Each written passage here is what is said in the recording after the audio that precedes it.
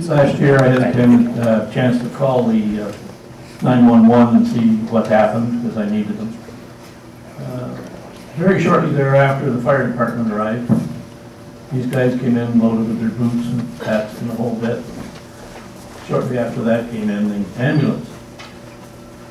Well, the two attendants on the ambulance, all very good. One guy weighed about 300 pounds, and the girl that was with him and doing the driving and supposed to help him, she was about 98. They got me on the stretcher finally, and the poor little girl, she couldn't lift her end up. And his guy was yakking at her, get him up, you know. Finally, they got me in the ambulance anyway, and I headed up to Niagara Falls.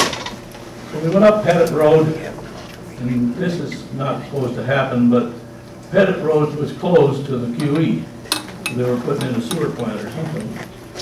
So we stopped, and we stopped for a minute or two, and then finally the guy realized it was an ambulance, and he took down the barriers and let us go on through.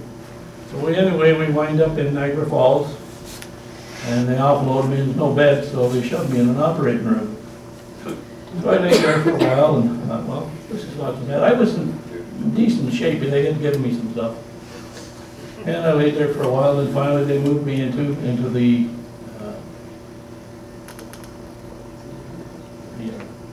ER, they call it. Actually, the ER is staffed by a lot of really great gals in there.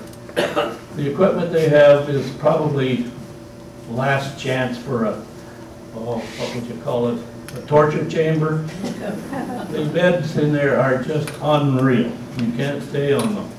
I stayed there one night.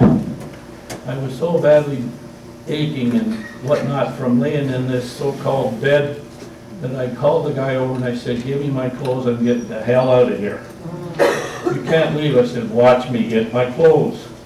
Well, my wife come in and the nurses come down, everybody's talking to me. I said, I don't care. I am not spending another night in this goddamn bed. It's nothing better than a torture chamber.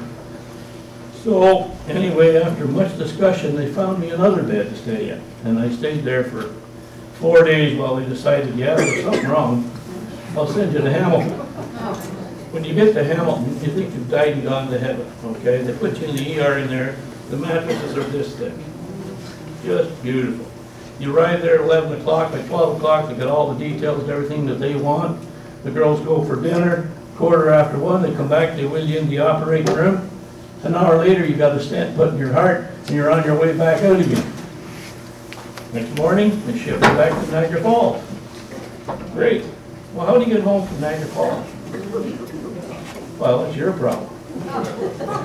But anyway, just to let you know that the system is in dire needs of a lot of repair, and the people that are running that have no idea what they're doing. You can't say anything bad about the nurses, but the whole system is just a piece of crap as far as I'm concerned.